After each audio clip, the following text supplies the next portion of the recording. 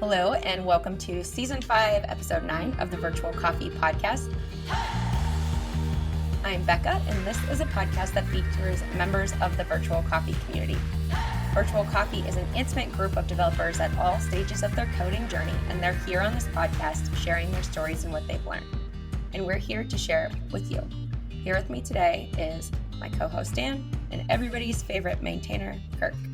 Hello, welcome to our season finale of season 5. As we traditionally do, we have Kirk on to hang out with us because we all love Kirk very much, and we are going to talk about some choices we made with Virtual Coffee and some feedback we've had over the last few months and what we have going on in the future. So I'm glad, as always, to have Kirk here, and it's gonna be fun. Yeah, and we're gonna start off this episode of the podcast like we start off every Virtual Coffee. We'll introduce ourselves with our name, where we're from, what we do, and a random check-in question. We hope you enjoy this episode.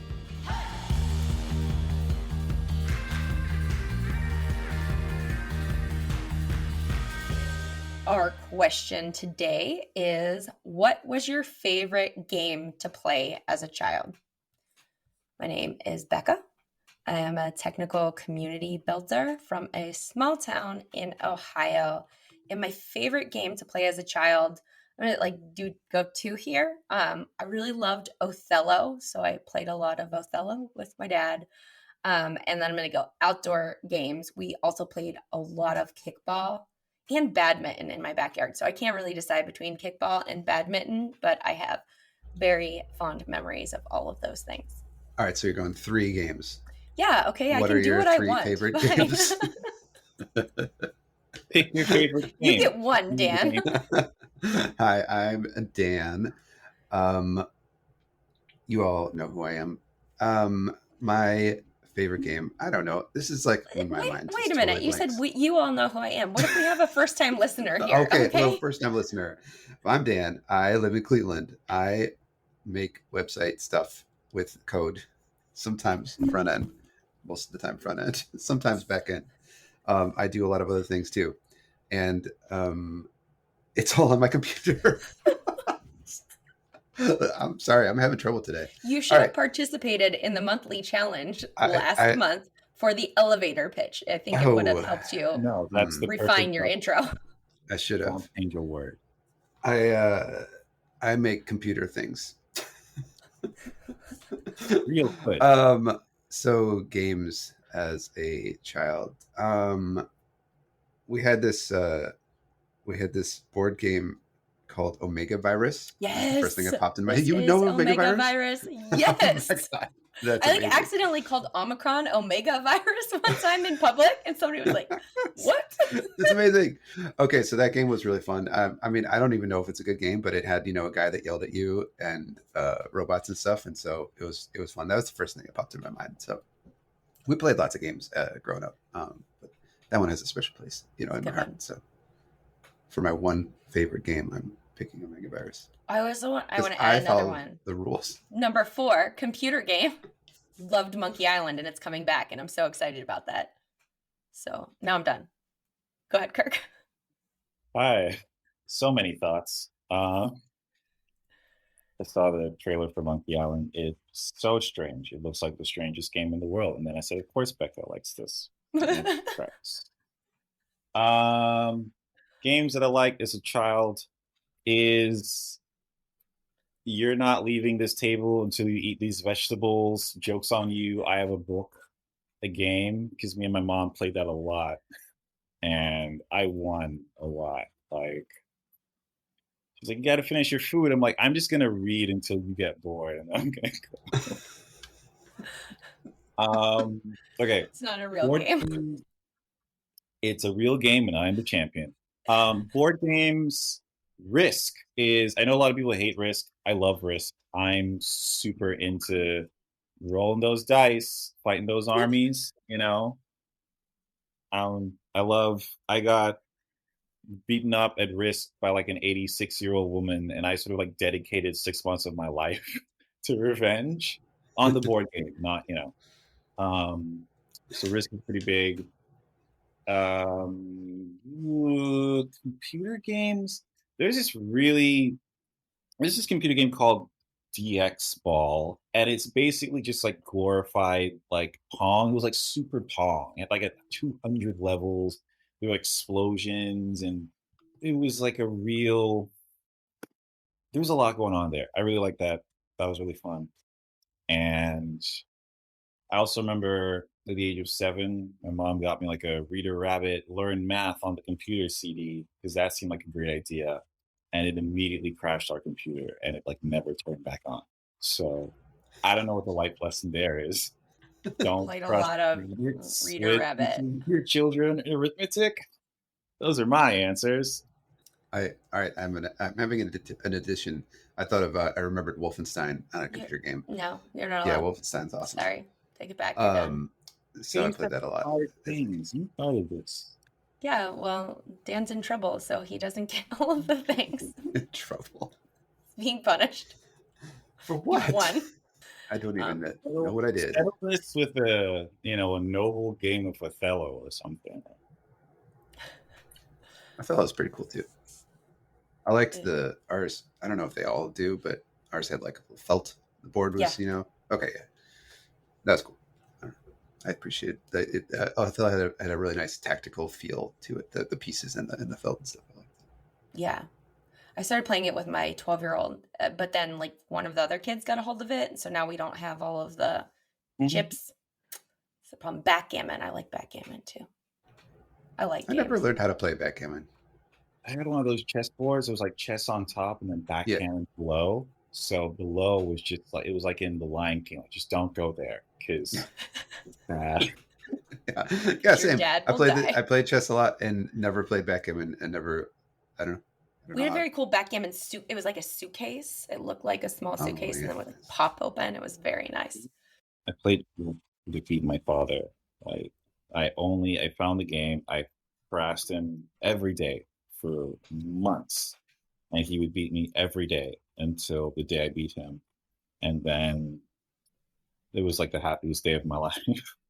And then we kept playing until it was pretty even who would win, and then he was like, "I'm not playing anymore." The whole point of being here is that I beat you at games, not the other way around. And that's pretty much the last time I played chess. I did what I set out to accomplish. Okay, but we are not here to talk about games the entire time, although that might be a fun episode. So we put it out there to the virtual coffee community, what they wanted to hear about, and I think they wanted to hear about what we had as our back pocket topic anyway. So today we're going to be talking about our decision to pause membership with virtual coffee, the things that we've been doing, and what we see for the future. So Kirk, do you want to give a little bit of a recap of where we're at? Yeah, I think how can we sort of like sum it up in a pretty concise way? Membership, incoming members has been paused with the virtual coffee community for a couple months now. The decision was not made lightly. We spent a lot of time thinking about it and trying to figure out if there was like another way to not have to do that to sort of like get the desired outcomes. But I think we just realized the only way we were going to sort of keep things okay for our volunteers and also just like give us the bandwidth to make things better for incoming members was to take a pause, right? And it's like one of those real, sometimes like you just have to make priorities when you do not have infinite resources, and that was a decision we made, and I think it was the right one. I think we think it was the right one. It's given us a lot of space to really go with like, hey, when we open back up, what do we want to do? What do we want this to be? Think back to what our mission is, think back to like what's working well, what's not working well, how can we empower the parts that are like really valuable for people, what are the stress points or the pain points that we can like reduce. So I think that's been good. And I guess there's a little bit there about having the ability to do that type of thing being just like a friendly community, but also, not a service or a product or something. It makes it easier for us to say like, yeah, we can still just like be us for a little bit before we start being like us with new people again. Yeah, and I think during the time right after decided to pause membership, we were nominated for most welcoming developer community, which we did win Okay. at the DevRel Awards, which was really fun. But I know that was, there's probably hesitancy, like how can you be the most welcoming community and not be having new members at this point? And for me, I felt like it further ensured that we are a welcoming community because we're taking the time to figure out how we can best welcome people, how we can continue to welcome our existing members. And in the last year, I've talked to a lot of different small community builders, and I've seen them, fold or say like, hey, we're going to stop doing this because we're burnt out, and we're just going to send everybody to virtual coffee. And it's like a house of cards, right? Like one small community folds, and then all of the people go to the next small community and to the next. And so we wanted to make sure that we weren't falling with those other small communities, which I don't think that we felt that we were, but you can definitely see that coming down the line. So for us, it was super important to be able to think through all of these processes, exactly like what Kirk said, like, what makes virtual coffee special? How do we preserve that intimacy, and how do we scale that? Yeah, I don't really have anything to add. I mean, you both kind of hit all the points that we were thinking about it, and our growth chart or whatever. We don't actually have a growth chart, but like, you can just, when you're in the community, you can get a sense of it, and it's, it was increasing rapidly, and which is cool, obviously in one part. And we all very much want more people to be joining again. Like we are all, I think, very excited about getting back to the place where we can open membership again. And it's just a matter of building up our, different resources, building up our processes, and figuring out some paths for, how we want to handle things. We have just recently, we took two steps. We did one thing where we were able to highlight our members that are, giving back to the community by volunteering in leadership positions, or just helping out in different roles on our website. So on virtualcoffee.io/members now, anybody who has, who's actively helping with the community has a little tag, based on what they're doing. Things like room leaders and note takers, and our monthly challenge team and everybody else. And then after that, we have been working a little bit, I don't know, the last couple months, I guess, on describing better ways that people can join to help, because we've been kind of just grabbing people mostly to help, and they've been all, everybody has been amazing, but to support more and more people, like we need, like if we're going to scale, the volunteers need to scale first before the members do.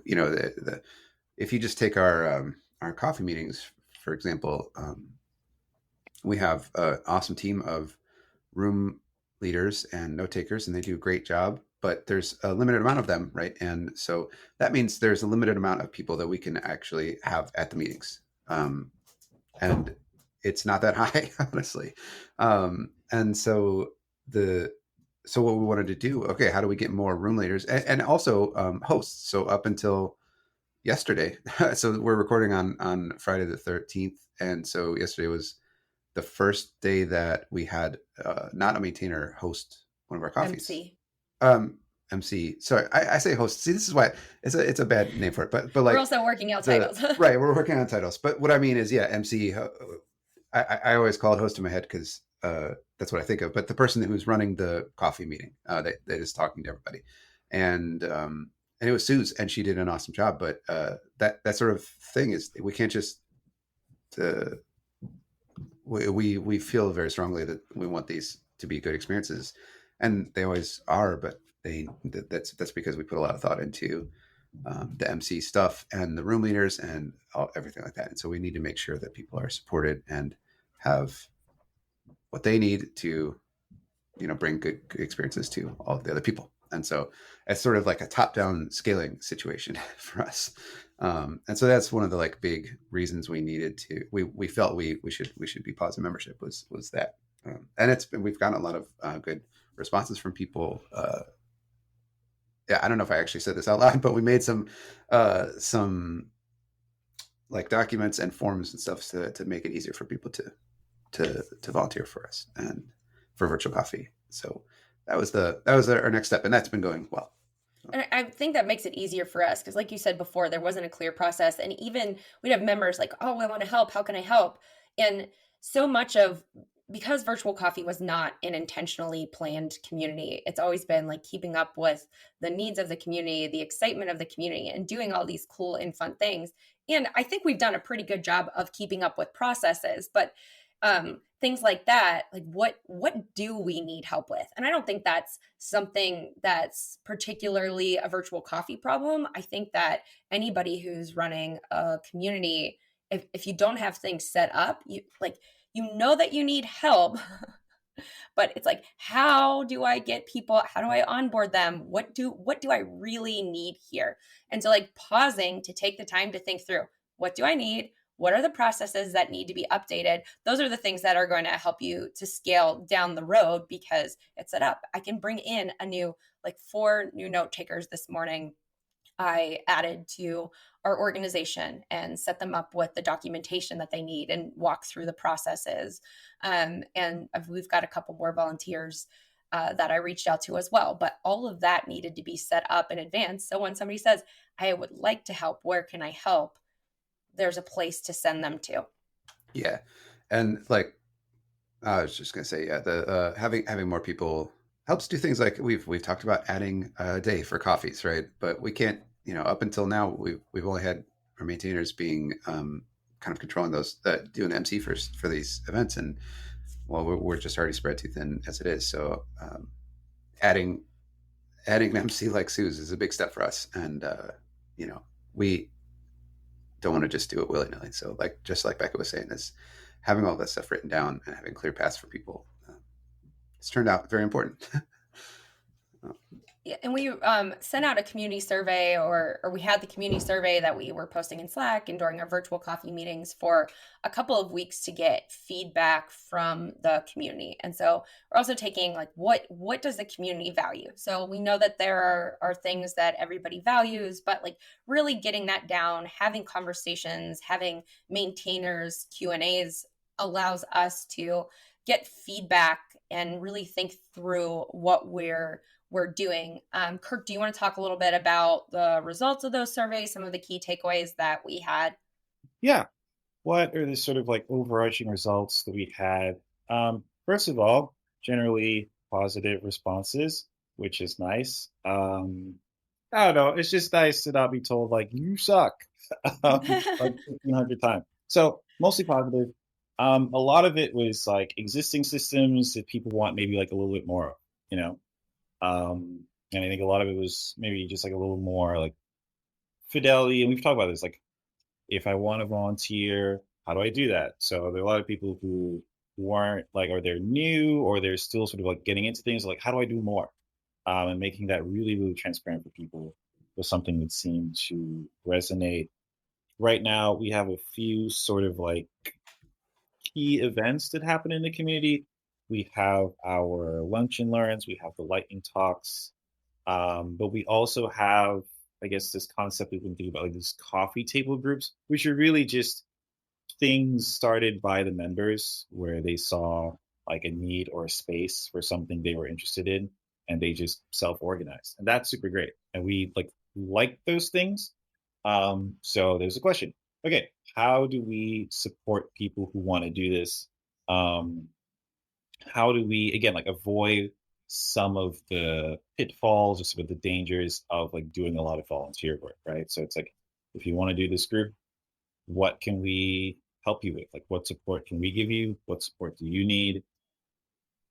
Can we equip you to kind of like have an idea of like how much effort it's going to take if you need to stop? I think this is like most important.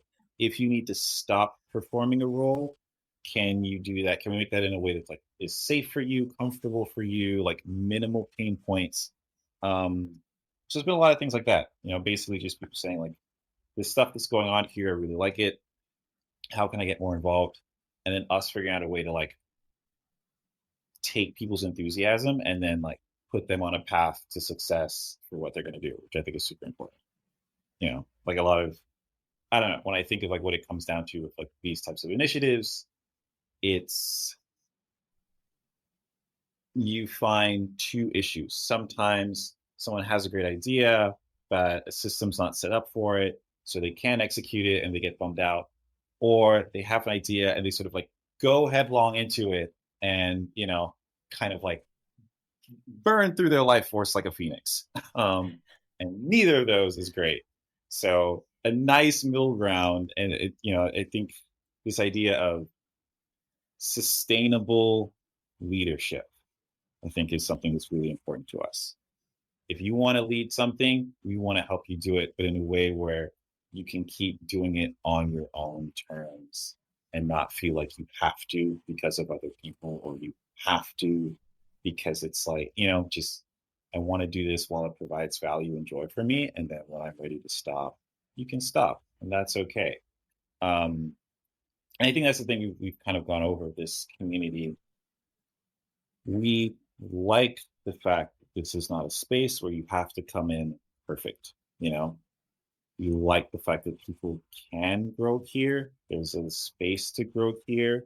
There's a space to make mistakes within reason. There's a space to practice things that you're not perfect at. A lot of times people hesitate, and even things like lunch and learn is just like, oh, I've never done speaking before. But like, if you haven't, this is probably the best space to give it a try. It's a non-hostile audience who only is interested in just like supporting you as much as possible. So yeah, I was really validated by a lot of the survey responses kind of echo what we were feeling as maintainers, and everyone seems to kind of be on board with like making this even more awesome. Dan, do you want to talk through the things that you've implemented to help support our coffee table groups? Yeah, I mean, I think the biggest thing, the first thing is just that the form and the stuff that we've been talking about a little bit is making it available, just letting our members know that it's a thing that they could do, and then after that, I've just kind of scratched the surface about supporting these groups on a technical level, but so one of the things was setting up a calendar system so that people can log in. Our members, the group leaders can log in and add their events, recurring events or one-off events, and then those events get filtered back through our website and onto our events page. And I added a Slack bot sort of thing that will send reminders from that. So we moved on from Meeting Place and are using that for our events now too, not just the special interest group stuff. Coffee table groups, sorry. We've been calling them special interest groups for a long time. But yeah, so that was like, this is like kind of step one, is allowing our group leaders to sort of roll their own stuff, so they don't have to ask us to add things to the calendar, ask us to add things to Slack Slack reminders and things like that. And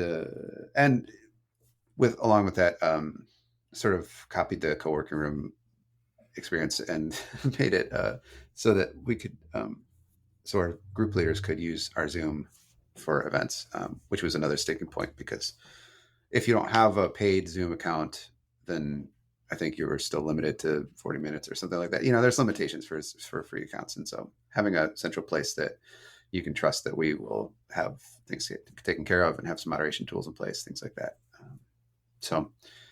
So yeah. And then I think after, next is going to be some things more for general users to log in and be able to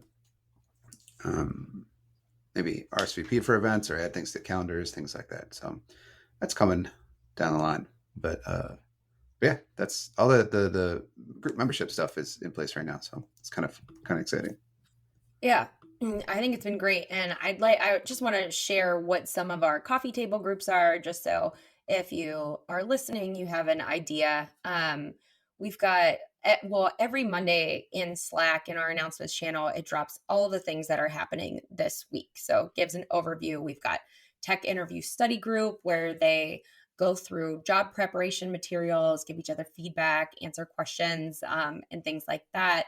Meg, who you heard from this season, is running the Accountability Buddies sessions, where it's, again, I think job focused or working on projects, that kind of thing. We have the React group as well. We have, let's see, Indie Hackers, and we've got a new one, which is like a virtual coffee speaking group where actually, Kirk, you and I are up first next week. Is that next week or the week after? Well, we're giving short speeches, so we should prepare for those, right? Really find out if it's next week or It's in the calendar for sure. There you go. I should write something. I know I'm missing some of the other groups that we have going on there, but those are the ones that I can see right now and are coming to my thoughts. So I don't know, just like a lot of really fun stuff in the VC speaking group. The virtual coffee, we abbreviate as VC, is a cool one that's just started meeting this past week. I don't know, the last couple of weeks all kind of blend together. So we've met fairly recently for the first time and kind of planned things out, and things are growing from there. So there's always something that there's a need that can be filled, or there's an interest. Like, honestly, I was thinking about like, okay, what coffee table groups would I like to see? And I don't know if this like fits into a coffee table group, but like I don't know what to call it. Happy hour special interest group. It kind of like falls outside of there, but like something low key, let's get together and hang out. We've done some happy hours or social hours before. And just like seeing the community interact in those ways has been a lot of fun. But are there other groups that you two would like to see at Virtual Coffee? This is, I don't know if it's different from the happy hour group, but we've been talking about VC karaoke for like forever. And I'm so down. So down. So this is one that came up just yesterday, actually. Who was I talking to? People. And we were talking about poetry. And we were like, if you were going to share your poetry in VC, like, where would you put it? Content creation is slightly different. It's not necessarily content, right? Like, it's like art that for me that I'm sharing with like friends. So then it's like, maybe that goes in I think we have a channel about crafts. Making stuff. Yeah, I'm not in it because I thought it was about macaroni, but it's not. I get this. So yeah, maybe there's like another space for that, but you know, those are the two that like immediately came to mind. But I feel like there's a ton more. Like, I don't know. I think since we got past the time of Brian making channels, we've been a lot more judicious about them. We made a channel for making channels, which I actually think has worked out pretty well, as like giving people like a clear space to discuss wanting certain channels. What I like about the special interest groups is like we don't predict them, right? The members, someone has an idea, they will typically like find some way to poll the community, you know, get feedback in like general or random. If there's enough interest and people hype enough, they give it a try. And then like we as the maintainers only come in like, hey, you're doing an awesome thing, you know, let's see if we can like help it out a little bit.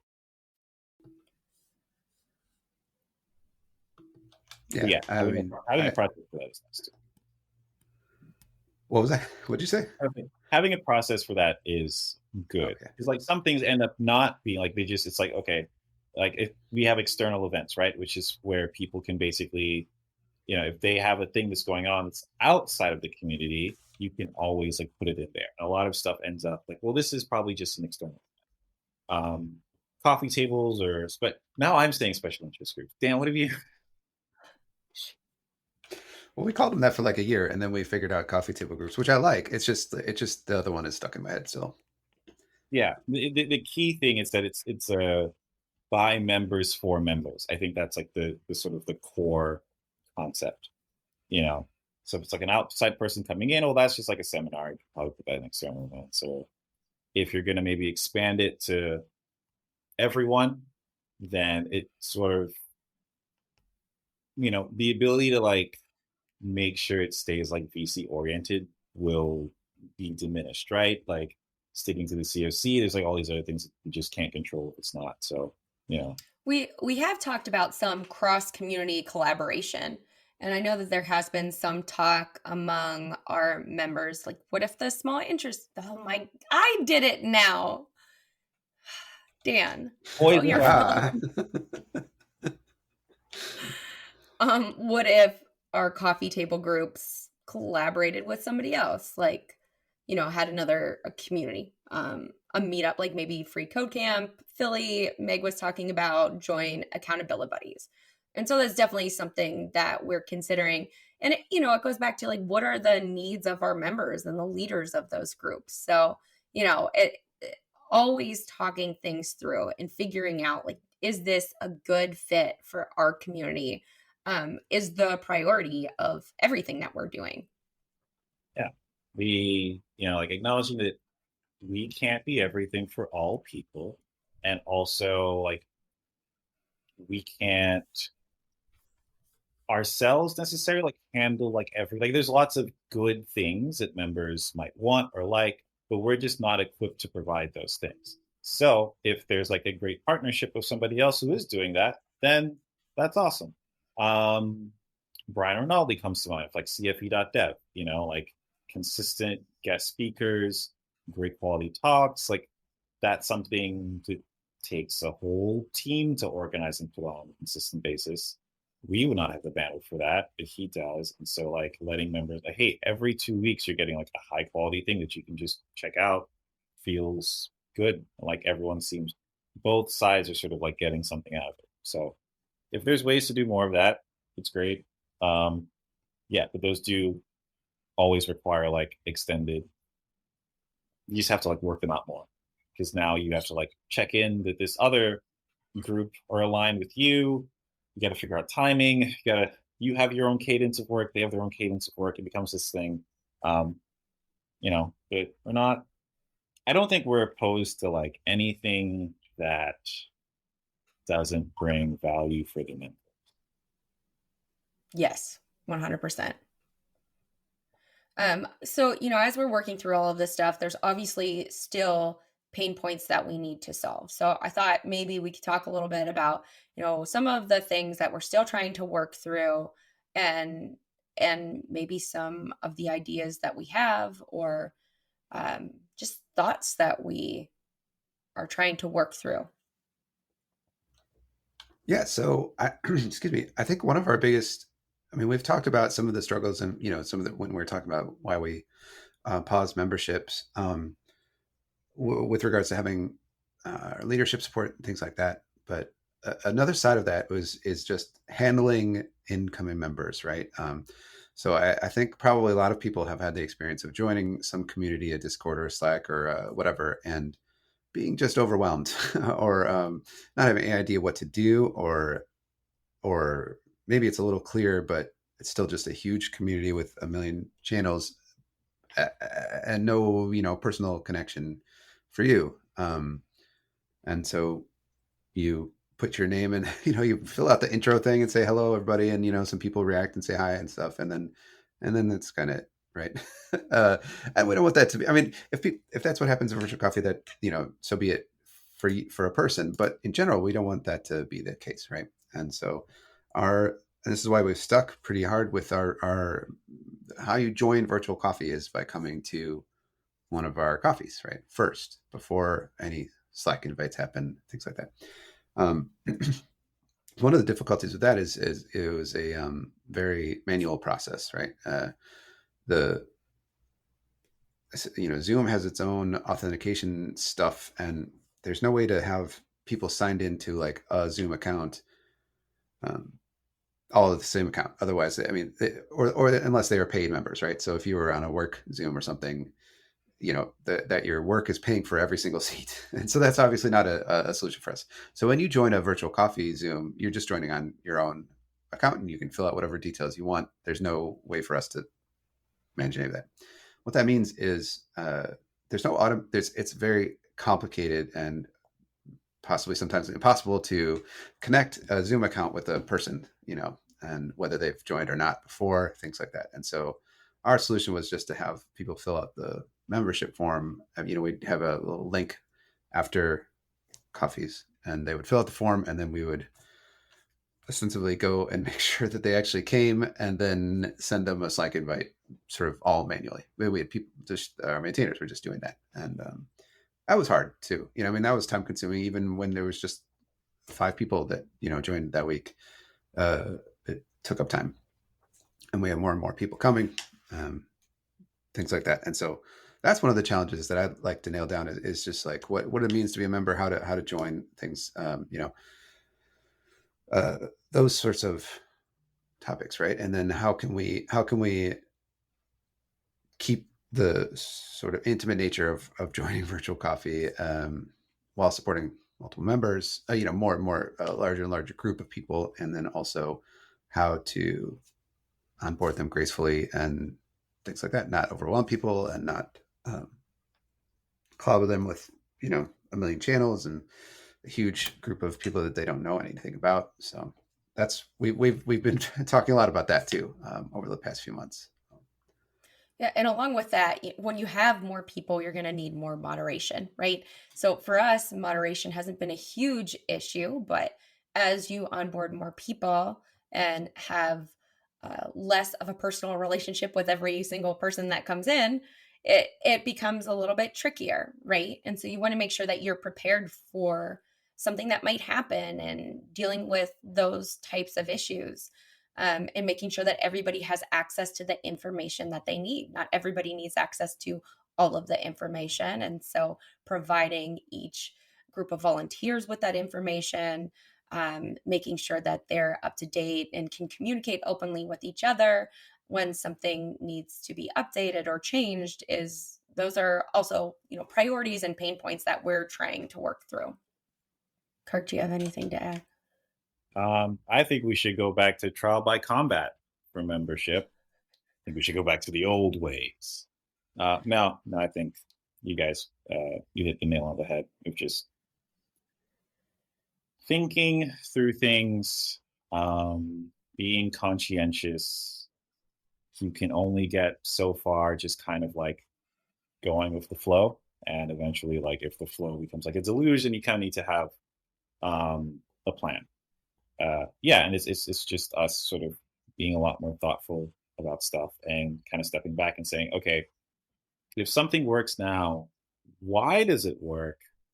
Is there a way to like codify that so we can reference why, new people can reference why, and like we start, building that up.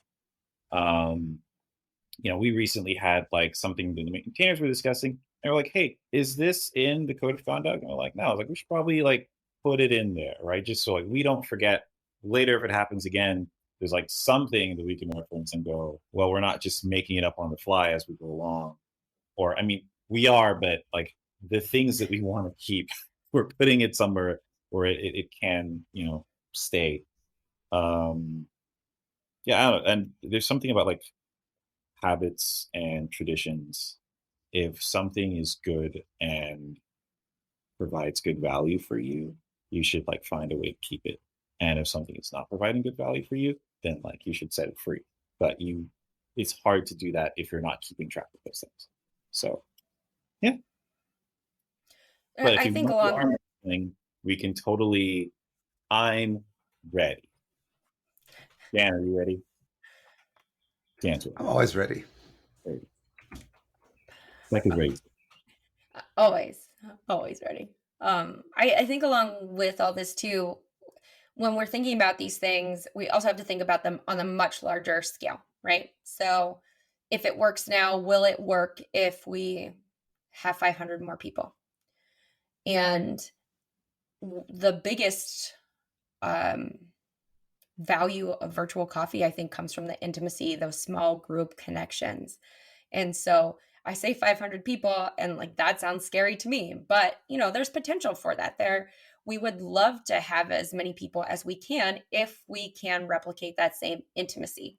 And so trying to figure out, how do you do that? If you add another coffee chat, or 500 people just going to suddenly appear in Slack? I mean, they wouldn't suddenly appear, right? There will be like, we're not going to get 500 new people overnight.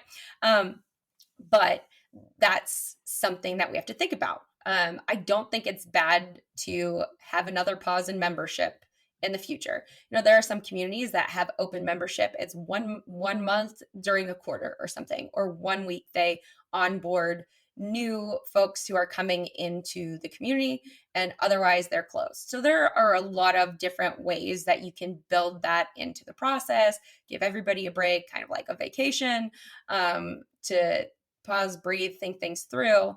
But ultimately we have to be thinking about, how do we replicate exactly what Kirk was saying is good about this community as we scale as well.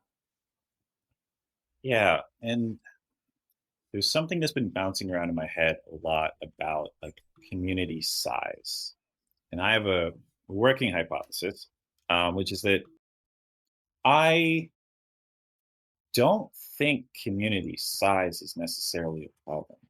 I feel like it's almost like a precursor. Like having the community get bigger can lead to other things. Like those things are actually the problem, or like a lack of certain things.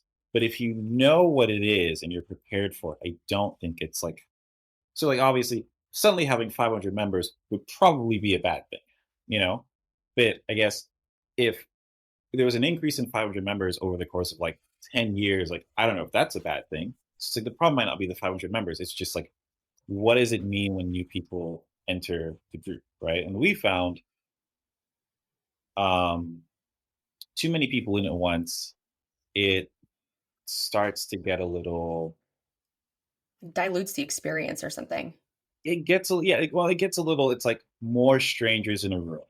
And as much as possible, we try and like remove the feeling of like strangers in a room, like they're, it's like, this is like friend I don't know too well yet versus like person that I don't want to interact with. Um, but we also know like having fresh new faces is just a way of like, it keeps things fun, it keeps things healthy. Um, Communities are dynamic systems. People enter, people leave, people return, and like being able to like handle all those steps of your journey as a community member is really important for like having a good community, you know?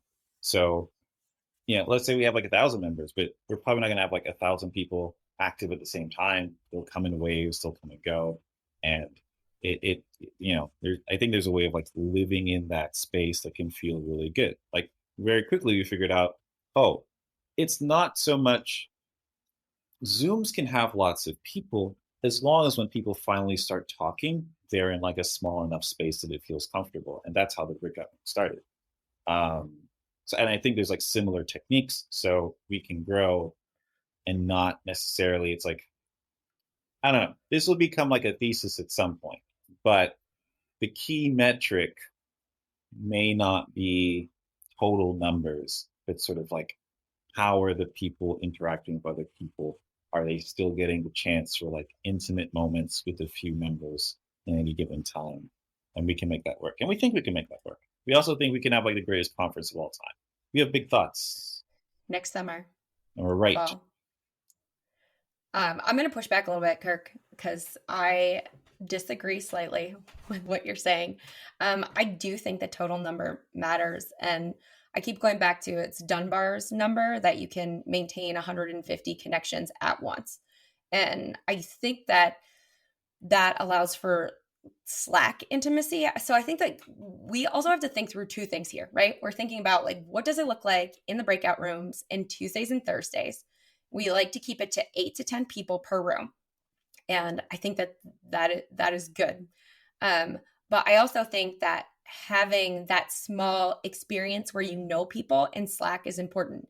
And it is tricky for the reasons that you say, because people come in and they come out all of the time. Somebody is super active and then they get a new job and then you don't hear from them as much, right? Or they can't participate anymore, which is totally fine. So it's this like constant flow of people coming in. So, we might say we have 500 people in Slack, but we certainly don't have 500 active people in Slack. But I do think that idea of having 150 people says something for the intimacy of the group. It's like their extended network of people. You could go to an in-person conference and be like, oh, I know that person. They're from Virtual Coffee. So I'm going to talk to them because I'm standing in this corner alone by myself. Maybe that was me.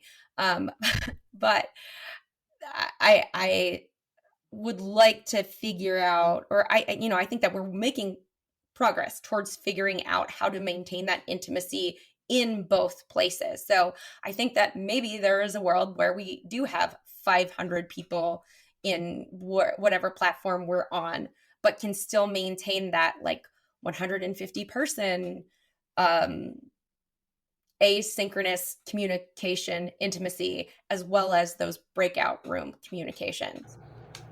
Yeah, I agree, and I think that to like kind of combine what both of you are saying together, it's that like the large number isn't the important metric, and I think that's the biggest like thing that I love what Kirk was saying was like if we aggressively don't have metrics, but like if we did like that and it was possible, that would be the thing to measure on, right? Is like are our members making intimate connections? Are our members um like part of a group? You know what I mean? And so, and I totally agree with you, Bekah. Like it's like it when you say, oh, the number doesn't matter, it's you're gonna like the number does matter, right? And whether that 150 number is feels right or not is probably up in the air. But like it's one of those things where it's and this is why we pause membership, and this is why we're like thinking so hard, is because we want to be able to keep the intimacy and the sort of shape of our community while growing, and that's hard, and not a lot of people have done it, and we think we can crack it, and I think we're pretty close, honestly. And but yeah, it's very important to us. I think, and I think it's important to our community members as well. So, when you are on the outside of the community of Virtual Coffee, or maybe you're a brand new member, it might not be as clear. Or maybe if you haven't thought about it, and you're just kind of along for the ride. I know for my, at least personally, like sometimes I don't think about why something feels good, or like why something I enjoy it. You know what I mean? And that's okay too. I think it's okay to just enjoy things, but like, this is why we wanted to talk about this is the other side of the coin, is like, so that we can help support it, are thinking very hard about why, and how we can do more. So yeah, and it's hard, but it's fun. It's also fun and very gratifying too. So We are all people. I'm excited. Yeah.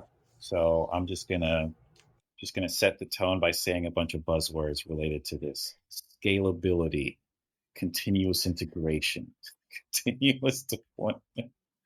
Because I can't help, even as we're talking about this, I'm like, that kind of feels like that other stuff that I talk too much about.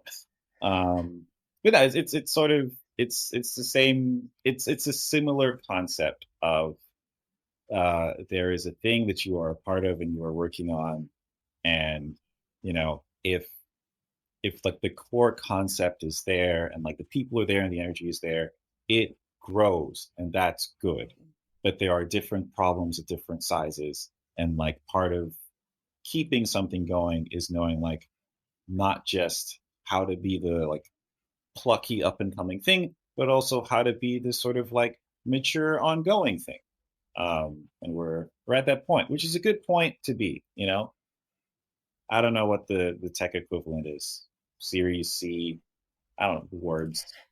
That's right. Series C community. Sure, that sounds fine.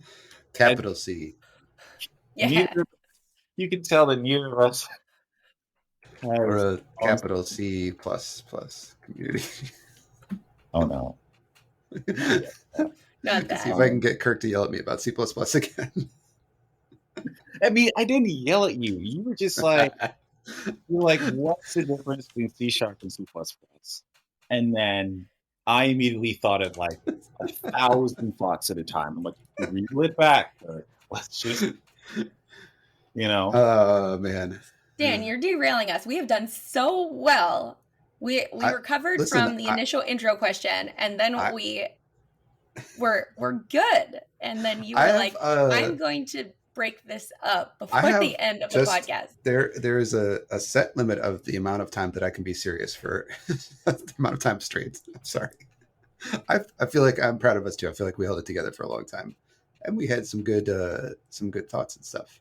But then Kirk started yelling at me about C++, and it all just went off the rails. He didn't yell at you during this podcast. I heard him do it. Yeah, no, that's exactly what happened. You do it. We're all here. This was one yell at you. Okay, listen, I think the key takeaway from this podcast is Dan is the instigator in every one of these situations, okay? Go back and listen to all the podcast episodes. It is Dan every time. No, there's always somebody else there, and they're at and fault. It's if I was just on my own, I would get in no trouble. Oh yeah. That's not true. No, this will be out couple weeks. This is going to come out in a couple weeks, so we'll already have a couple. But Kirk and I are starting a new streaming series called TypeScript Tuesdays, and so there will be a couple. So come find us on the Virtual Coffee stream on Twitch. It's I just want to I think like that. But I imagine that Kirk is going to be yelling at me a lot there too. So if you like hearing Kirk yell at me, he's holding his breath very aggressively right now. So. Come join us on Twitch every Tuesday as well. Yeah, I think that's something that we're working on too. Like, wow, membership is closed. How do we provide? No, my brain stopped. How do we provide spaces where we get to interact with people outside of the community? Yes, value to the external tech community. That is what I was thinking of. Yes. Oh, and Bekah started that Twitter. Chat. That was Twitter chat. That's what you call it. Yeah. Yeah. So how did that go? It went pretty well. It was fun. I have some ideas for some ways to update it. So basically, I took the intro question and the back pocket topic and put it out there for a synchronous Twitter chat last week. I did it on, I think, a Wednesday. So that was prior to doing the Thursday coffee. And I'd love to be able to combine those two. So if we have related topics, then what might work in the future is having an intro question for people to get to know each other and including both of those conversations. And, both of our members who weren't able to attend can engage in those and the external community as well. So we'll try it out for a while, see how it goes. And hopefully people will find value in it. My topics will never be related. Kirk, we're going to meet on Monday and we're going to figure it out. My topics only exist to sow the seeds of chaos. And then I have to spend half a day fielding questions. You're Loki. I think next time we do this, our intro question should be like, what character, what super villain would one of the other co-hosts be? So like Dan, you would have to say Kirk's super villain character. Say Kirk. Dr. Doom. You should say. Okay, but we're saving this for next time. Yeah, I'm putting. Or unless you have it now. Putting the thought. I'd have to think about it. Yeah. Wait, all right. Dr. Doom. Yes. Wait, what was that tone? Whoa. Oh, I thought you said Doctor Who for a second, and I was like, Doctor Who. I don't think he's a villain. You said Dr. Doom, and that makes more sense. I can upset an entire fandom right now. I mean, go for it. I'm not a Doctor Who. I mean, I'm not a fan, but I'm not a fan either. So you're not going to make me upset. I've only seen one episode of Doctor Who, and I think mannequins came alive or something, and I was like, this is not for me. They call themselves Whovians, and it sounds like Are they from Whoville? What's the little Cindy Lou Who? They sound Little like handsome thing. Cindy Lou Whovian. What were we talking about? What a Unclear. great podcast this is, and we're glad that everybody has listened to all of Yes. season 5. Come back for Please- season 6 to hear Please our stay answers. subscribed. If If you like our podcast, please give us 5 stars and write a comment to help other people find our podcast too. Yes, if you write a comment I was going to say something. I don't want to prejudge the comments. Dan's I was going to say, if you write a comment that's interesting, we might read it on the podcast. Yes. But like, don't make that, don't let that stop you from writing a comment that is not interesting. We find every comment interesting. Yes. So write a comment. We would hear from everybody. So yeah, if you want to send us any questions that you'd like us to answer in the future, or any ideas for the podcast, things like that, we're always excited to hear any feedback or questions or anything like that. So yeah, podcast@virtualcoffee.io or Twitter or Slack or any of that stuff too. Yeah. Thanks for joining us for season 5. Yeah, thank you. Thanks for coming to my podcast. See you later on my podcast that I let Bekah and Dan be on because I'm nice and I never yell. Thanks for allowing us to be on your podcast, Kirk. You're very welcome. Kirk, I'll talk to you on Tuesday when I argue with you about TypeScript. With hushed tones. Thank you. Okay. Thank you for listening to this episode of the Virtual Coffee Podcast. This episode was produced by Dan Ott and Bekah Hawrot Weigel. If you have questions or comments, you can hit us up on Twitter @virtualcoffee.io or email us at podcast@virtualcoffee.io. You can find the show notes, sign up for the newsletter, check out any of our other resources on our website, virtualcoffee.io. If you're interested in sponsoring Virtual Coffee, you can find out more information on our website at virtualcoffee.io/sponsorship. Please subscribe to our podcast and be sure to leave us a review. Thanks for listening, and we'll see you next week.